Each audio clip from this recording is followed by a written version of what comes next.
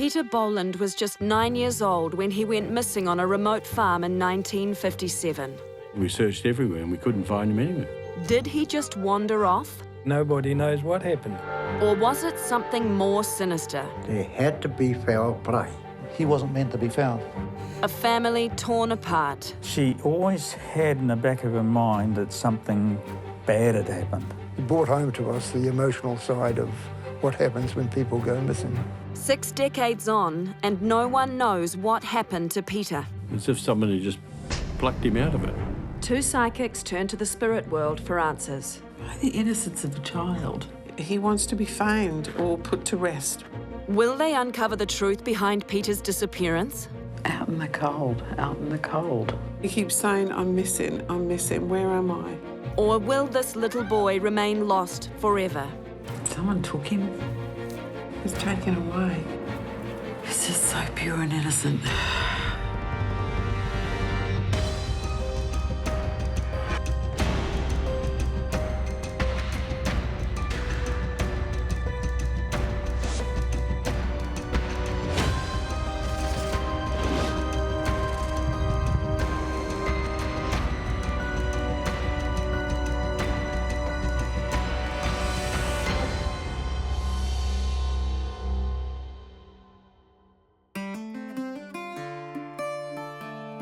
Peter Boland was born nearly 70 years ago. He grew up in the Auckland suburb of Avondale. Then, it was proudly working class, full of fathers who had all been away to war. Neville Boland was a builder and Nell was a postie. They had 2 boys, Gavin, the eldest, and Peter, 15 months younger. Even as a kid, Peter Boland stood out. He was, I guess you could say, slightly extroverted, confident. He got on well with people, knew how to communicate, and that's probably why he won his essay competition at school, the ASB essay competition. He played a lot of sport. He played rugby league. He'd played it for 3 or 4 years, and he was very good at it. In 1950s Avondale, where the Catholic part Māori family lived, life was simple and safe, which gave the brothers plenty of freedom. Our childhood was a very good one. We used to be able to play tennis on the street because there weren't many cars around. We knew all the people in the neighbourhood. If you went to the picture theatre, you'd meet all the other children from the suburb for the matinee, you know, the Jaffa chucking competitions. When we went to school, we went to the convent. We had to walk about 2 miles to get there. Often we'd walk instead of catching a bus. Their father was blue-collar, but Peter had bigger plans. Even at the age of 9, he was talking about he'd like to be a doctor. That was a pretty high aspiration. Anything to do with the university was uncommon. But that was for the future. In the meantime, boyhood fun and holidays stretched out before the brothers Gavin and Peter. With both parents working to make ends meet, the brothers often went to family friends when they were off school. One such school holiday offer came through Arthur Brasting, whose dad knew Peter's dad. Nev Boland was a builder, and my father was a painter and paper hanger, and he used to do all the work for Nev Boland. So they became friends, and through the RSA as well, they were friends. It was through this family connection that 9-year-old Peter Boland was invited to spend the August school holidays of 1957 on a remote farm near Gisborne. Peter had been the page boy at the wedding of the farm manager, Ken Woods, who married Arthur's sister. When they shifted down to the Waiweka, he was asked would he like to go on holiday down there for the August holidays. Brother Gavin didn't understand why he couldn't go on the farm adventure with Peter. I sort of questioned my mother. I said, oh, what's the story, you know? And she said, oh, you'll be going next time. I questioned the actions of my parents in a way, because I would never do that. I would never have let my 9-year-old go away on a trip like that. I just wouldn't have. I would have insisted that I was going with them. Yeah, I think 9 was, it's a probably not secure enough environment to allow a 9-year-old to go into. As it transpired, Gavin's uneasiness was well-founded, but the trip still went ahead. Ken came up to Auckland with my sister, Nolene, to put her in the hospital because she was having a baby, and he brought Peter back when he came back. The Waiaweka Gorge between Opotiki and Gisborne was very remote and rugged in the 1950s. Peter arrived at the large farm with Ken, full of excitement and looking forward to his holiday. Along with Ken was the owner's son, Peter Innes Smith, Auckland man Les Smith, and Arthur. We had time off, so we went down to visit the sister and the brother-in-law, and Peter was there. Hell of a nice little lad he was, Peter was. Peter was 10 years younger than Arthur and the others, who were all in their early 20s. But everyone was keen to enjoy the holiday. On Saturday, August the 31st, 1957, Peter was expecting to go exploring with a new friend Billy who lived near the farm. His father worked at the nearby Ministry of Works camp. Billy has since died, but his sister Tangi Moi Clay remembers Peter from nearly 60 years ago. He used to come down to our place, and my brother Billy used to take him for a walk. That day, Billy went to collect Peter, but he was already out. They said he had gone out with Ken and Peter Innes Smith to catch the horses. It was very foggy, because the Waiaweka Gorge was evil. In August, it was very, very foggy. And we needed the horses, so we went out. There was myself and Les Smith, there was Peter Innes Smith and Ken Woods and little Peter. Now, little Peter went with Les Smith and myself down towards the river to see if we could find the horses, and Peter, the other Peter and Ken went up to find them. Well, we found the horses. Finally, we found the bastards. And we said to little Peter, pop up and tell Ken, we got the horses, we'll see you back at the house. Peter, run off and tell the others we found them. And that was it. Last time we saw him.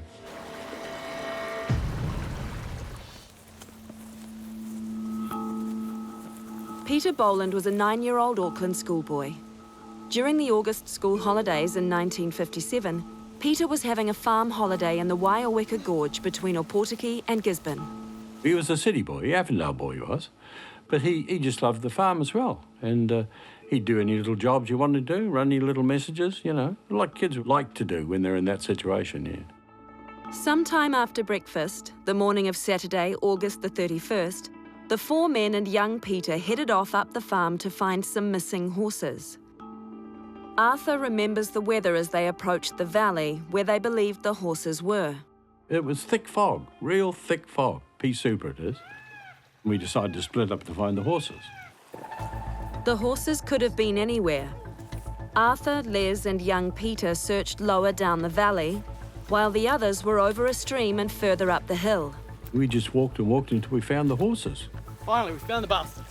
Peter, run off and tell the others we found them. And we said to little Peter, pop up and tell Ken, we got the horses, we'll see you back at the house. Once he'd gone so many metres we couldn't see him, he was in the fog. Ken came back down again and he said, oh, where's Peter? Peter tell you we found the horses? And I said, oh, he's looking for you. Oh, yeah. He said, well, he'd never arrived. Whereabouts? And then we started looking for him and shouting out, Peter! Peter! Until the fog cleared, the men weren't too concerned. They thought he'd turn up. Go on, Pete! we never gave much thought about it, actually, until, I suppose, later on, when he never turned up at all, and kids wander off, they do their own thing and all the rest. Peter! And then we came back with the horses to the house. The house was some considerable distance down the valley. Only then did they start to think that something bad may have happened. We searched as the fog lifted, we searched everywhere, and we couldn't find him anywhere. Pete! I have checked, and no one seems to know who notified the authorities, though. I've talked to Ken about this, and he's got no idea who raised the alarm.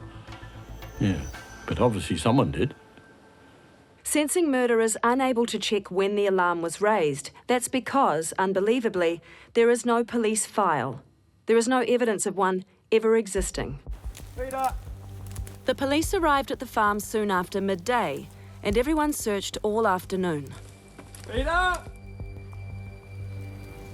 As darkness fell, they lit a fire in the hope that Peter would see it and make his whereabouts known.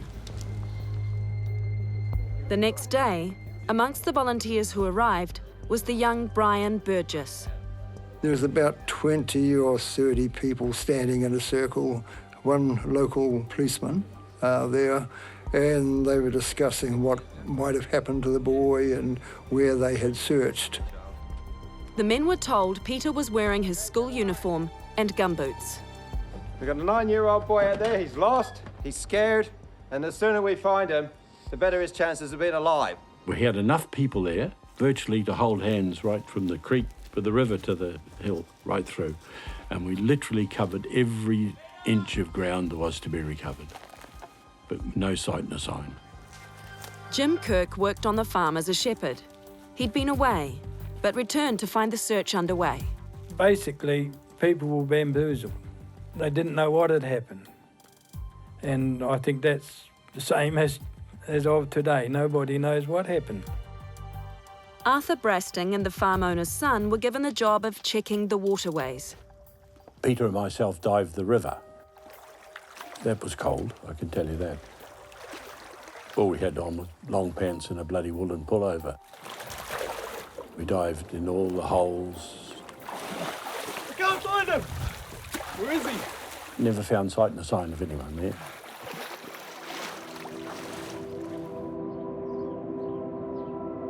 Meanwhile, back in Auckland, Neville and Nell Boland got word their son was missing. My parents had to go away. I remember them packing me up and sending me to live with my cousins in Onehunga. I had no idea of the gravity of the situation. As far as I was concerned, you know, Peter would be coming back soon. Mum and Dad would come back. Everything would go on as normal. At the farm, the searching intensified. Eventually, numbers swelled to beyond 150, making it New Zealand's largest search at that time. Brian Burgess remembers seeing Peter Boland's mother, who'd now arrived at the farm.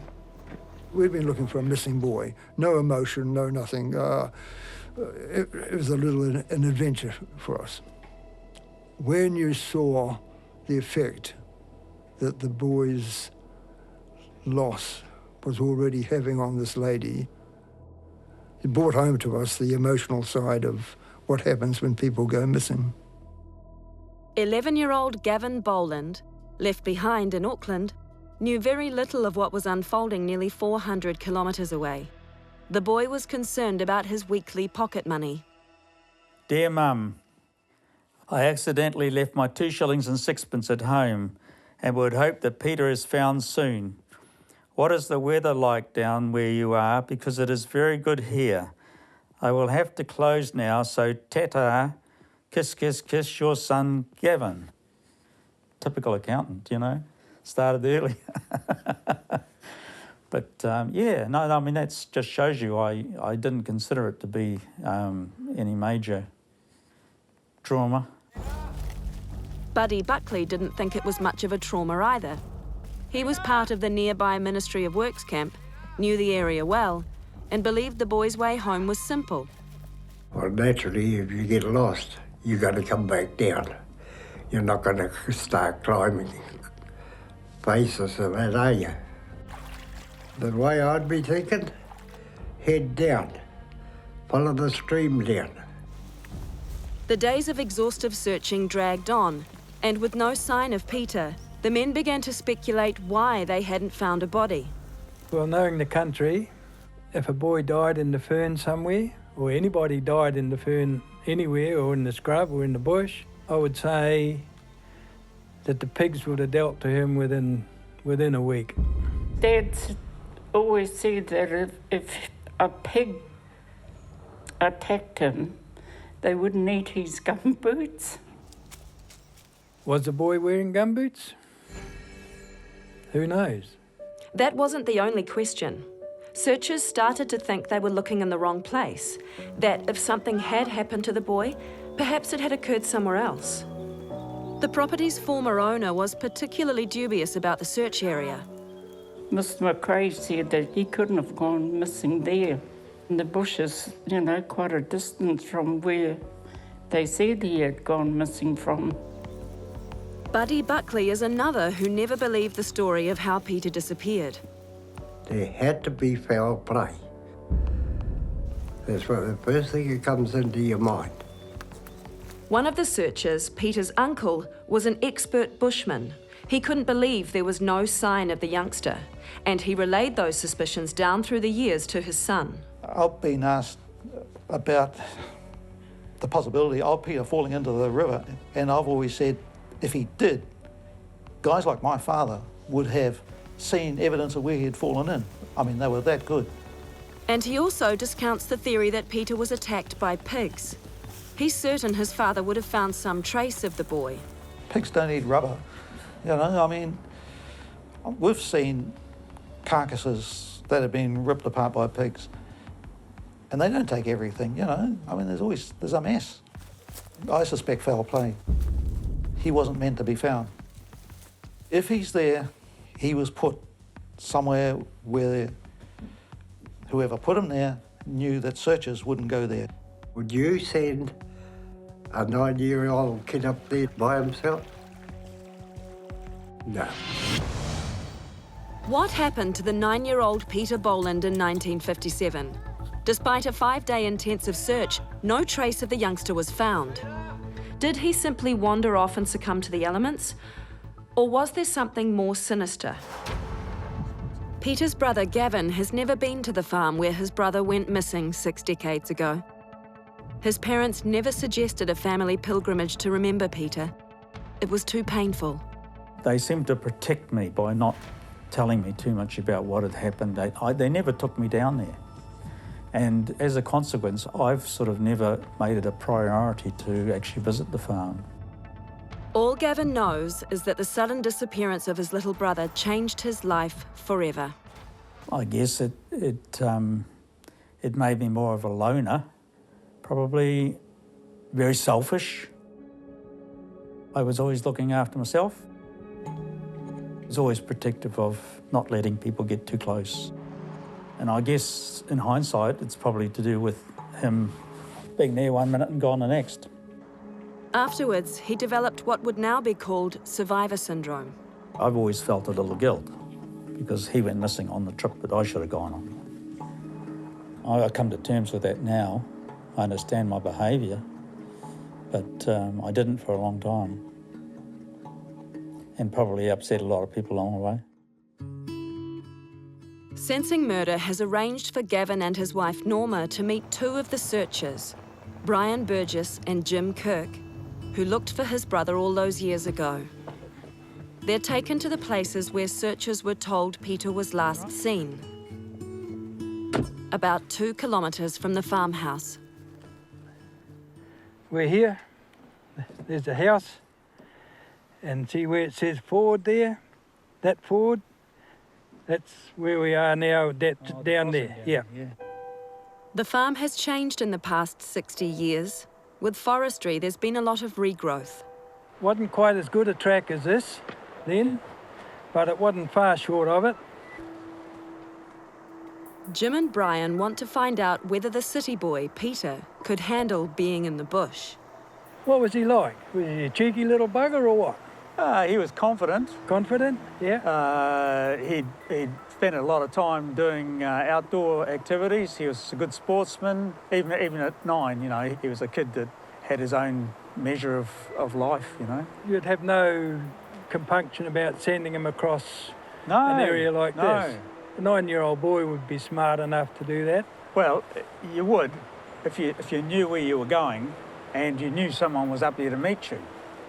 Well, apparently that was supposed to be the case. The boy was on this side with one party. He was sent over to that side to the other party. And he had to do that, he had to cross this creek. Yeah. But once he got down here, he was never seen again. Today, the creek is running high as a result of recent heavy rain. Everyone agrees that the stream had very little water on that day back in 1957. It would be a matter of 300 or 400 yards the boy had to go maximum across a small stream that was quite fordable. You'd walk across in your shoes and hardly get wet. So why didn't Peter make it to the men on the other side of the stream? Brian initially suspected foul play, but now questions the capabilities of a 9-year-old. I am of the mind that the boy, in all probability, did get lost. He was a little boy, a little town boy on a big, big farm, and he just got himself lost.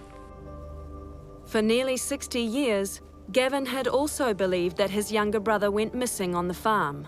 But now, having seen the area, he's increasingly suspicious.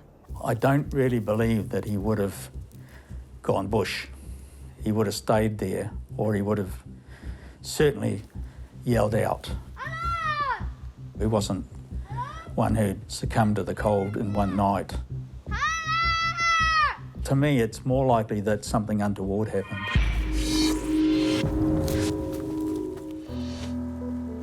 In the August school holidays of 1957, 9-year-old Peter Boland went missing while staying at a remote farm in the Waiaweka Gorge between Opotiki and Gisborne. On Saturday, August the 31st, Peter went out to help 4 men find some missing horses, but he never returned. After 5 days, the official search was called off, and the Boland parents, not knowing what had happened to their youngest son, were forced to return to Auckland. My mother was very upset. Yeah, she was very tearful. But very difficult to judge my father, you know. Obviously, it affected him, but he was more stoic, I guess, you know. The family would never be the same again without Peter. It was like he'd gone away, but when you don't have a death or a body, there was no sort of finality. Even the church wouldn't allow a death service, you know. Julie was born after her brother went missing. I was told about Peter when I was 12. Even though his disappearance hung over the family like a dark cloud, Julie's mother rarely spoke of him. She didn't talk about it very much, but she was very, very close to him. She only told me a couple of things. She said that he had to wear his school uniform a lot down there for clothing. I don't know why, maybe because it was not much money in those days. And she also wondered what his last meal was. I think she thought there had been foul play. I guess she always had in the back of her mind that something bad had happened. It was just a feeling, you know. She didn't really want to talk too much about it. She probably felt that something would come out at some stage, that either a body would be found or somebody would say they knew something about it. When she died in 2001, Nell Boland left behind some surprises. The first was that she had asked a nephew to contact the police. Just out of the blue, she rang home and asked if I could look into Peter's disappearance for her. I think she really wanted closure. I think that she knew that she wouldn't be around much longer, and she wanted closure on Peter. Unfortunately, Nell died before Ken could report that there were no surviving official documents. No police files, no missing persons report, no coroner's determination. But Nell herself left something behind. My mother had a box. She kept all her family photographs going way back. And when she died, I inherited them. And I went through and I found a psychic or a medium reading. Gavin had always thought his very Christian mother didn't believe in the spirit world. In my upbringing as a Catholic, mediums, etc., were frowned upon by the Catholic Church. But there it was, proof that his mother had desperately tried to find answers from the other side. Well, it starts off, "Are you the little boy who was lost in the bush?" Answer, "Yes, I come to you. Where is your body, little boy? It is under the fern trees. I thought I would catch the horse, but he got away. I'm not frightened anymore. Goodbye. Some years after he found the reading, Gavin and his second wife Norma went to a psychic show themselves. The psychic was Kelvin Cruikshank. He wrote a few things on the board about how he worked, and he turned round and he pointed at me or around me, and he said, I've got your mother here. She's very happy, she's with her boy. I'm a sceptic in terms of mediums, etc. But the information that came across was so relevant and so accurate, including the way it was phrased. It was definitely from my mother. He was convinced because the words that Kelvin relayed expressed disapproval about Gavin's decision to leave his first wife. He said, oh, she's most unhappy. He says, you've married someone else. So I had to make a joke for the audience, to say, well, I had to wait for her to go. And then the spirit of Peter came through. He says, oh, I've got your brother here. And he said, you're proud of me. And he said, he was abducted. And he said that it was quick. When they say quick, he was killed quickly. That was the first time that I had any inkling that there was anything other than an accident. And having visited the farm, I now lean towards that more than the fact that it could have been an accident. I would say that the likelihood is that something untoward happened. Sensing Murder has spoken to the men who were at the farm at the time of the disappearance and their wives. All are now in their 80s. Other than Arthur Brasting, none would be interviewed, but here's what the farm owner's son, Peter Innes Smith, told us. His last sighting of Peter was riding off on horseback with the farm manager, Ken Woods. We contacted Ken to hear his account of events. But after an initial meeting, we received an email threatening legal action if we ever contacted him again. Someone knows something, but what? Yeah. I mean, the only people in the district were the ones in the house, and then the neighbours were miles away. And there was no strangers around the place. So the only inference can be that somebody in the immediate household did something to him, which I can't think anyone would do. Yeah. Despite Arthur Brasting's belief that no one else was around, numerous people were in the area at the time, including a large number of road workers who were living at the Ministry of Works camp not far from the farm. During the reading, I was asked if the name Robert meant anything to me, and it doesn't correspond with any of family or friends that I know. Whether that is the abductor or whether it's just another person that was around at the time, it remains to be seen. Could the name of the killer be Robert? Might Robert be the person who took Peter and then dumped his body somewhere? We made a lot of effort on the day, on that period there with searching, and nothing was found. As if someone had just plucked him out of it, I would hope that the psychics might come up with information, what had happened, how it had happened, and who'd done it. Was it someone that was in the area at the time? I'm trying to look at all possibilities. Peter Boland disappeared during the August school holidays of 1957. He was staying on a remote farm inland from Gisborne. The 9-year-old went out with a group of men looking for some stray horses. He disappeared into the fog and was never seen again. Gavin Boland has come to Sensing Murder in the hope that new answers can be found for his brother's disappearance. Whether he actually injured himself and fell in the river, which I still consider a possibility, or the most likely thing, that he was abducted. Sensing Murder has brought together two of Australasia's top psychics, Sue Nicholson and Deb Webber. English-born Sue has lived in New Zealand for the past 25 years. She's well known for her ability to help bereaved families communicate with loved ones no longer here. He had this feeling that I've got to do what I can, I've got to live my life the best I can, and that's what he did. Deb lives on the Sunshine Coast and is also known for her ability to connect with spirits. She just said to let you know that when you die, you don't have to have any money and you go shopping every day. Upon their arrival in Opotiki, Deb and Sue, on different days, are directed to a motel where they will attempt to connect with the spirit of Peter Boland. The rules for Sensing Murder are clear. The psychics have no prior information about the victim or the filming locations. They are filmed on separate days. Their job is to provide the victim's name, age, sex, and details of how and when the person died. Correct answers are sometimes confirmed by the film crew. Each psychic is given a downturned photograph.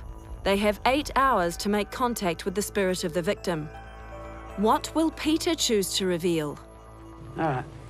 Gut instinct's telling me, because it's so gentle and quite pure, the energies at the moment.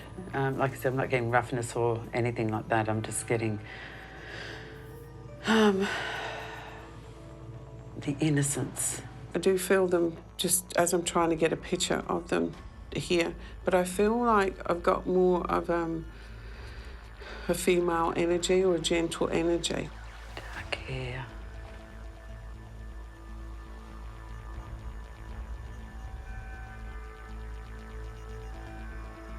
Laughter. But it's a young laughter. I hear laughing and we're all joking and everything's fine, and that's what I'm getting. Why the innocence of a child? Oh, God.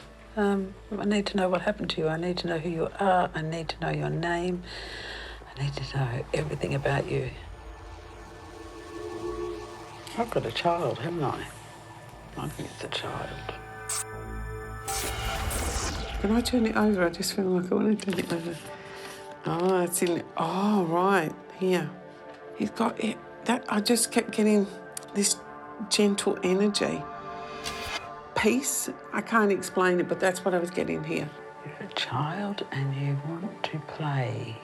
I can't see an old person. He's not getting any older from the picture. That's what I'm getting. He's only a little boy, isn't he? He is just a little boy.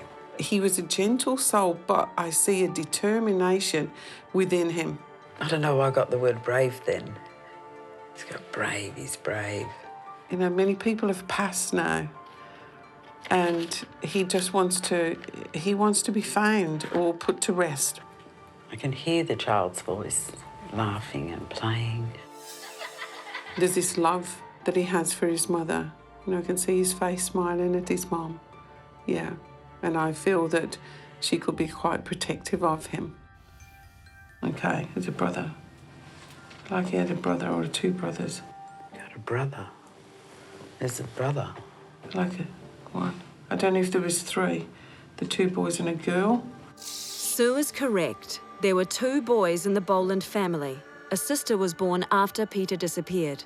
Mouldy, there's something to do with mouldy energy coming into it a little bit. Deb is right. Peter was part Māori, and his skin was much darker than that of his siblings.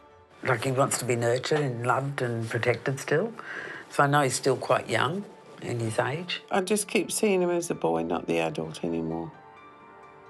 He's not the adult, he's still a boy. I think he's probably about 8 or 9. Show me something on a calendar.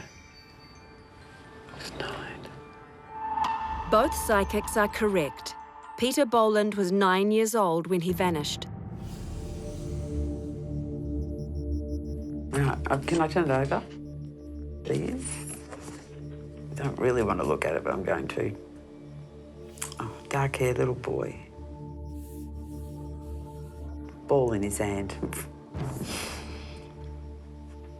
What I'm getting with him is I'm getting that excitement, like we're going on a trip. I'm not feeling threatened, I'm not feeling frightened or anything like that. I got the school bag back again, which was interesting, but he keeps mentioning holidays to me. I got the family home, but then I feel like I'm going to another place. Yeah, there's an attachment to Auckland with him. I'm not sure what it is. He could have lived up north, he could have lived in Auckland, but there's a drawing to go to Auckland. Deb and Sue's connection is strong.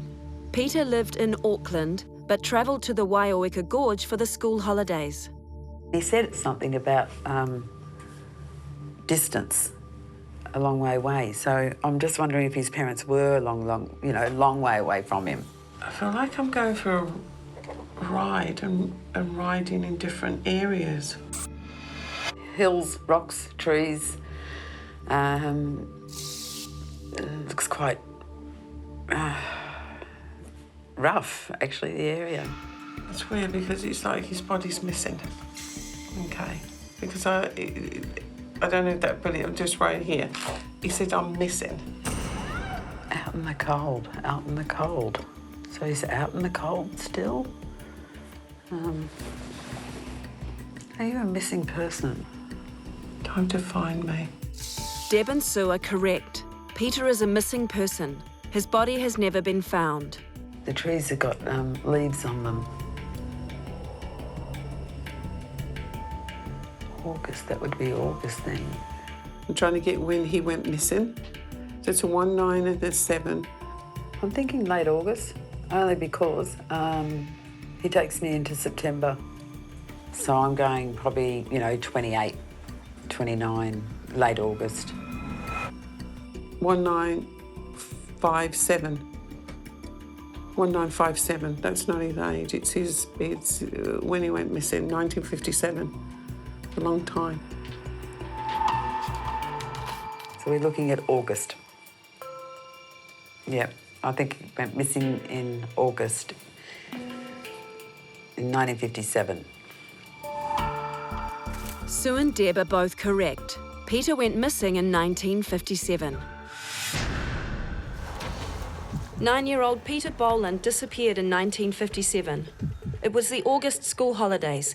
Everything had started well. I feel like I'm on a farm at the moment. I feel like I know the farm, but I don't know the farm. So either they know someone from the farm or there's some attachment to it anyway. So I do feel like there's a family house and there's another house that he goes to stay there or they look after him. They must have stayed maybe a week, maybe. Yeah, probably the whole week or 2 weeks of the holidays. I'm not sure how long, but he'd been there for a few nights anyway because he takes me into night, day, night, day. What's your name? There's a long stroke in the name as well, so it could be a T, an L, something like that. But there's a B and there's a P. I keep seeing fields.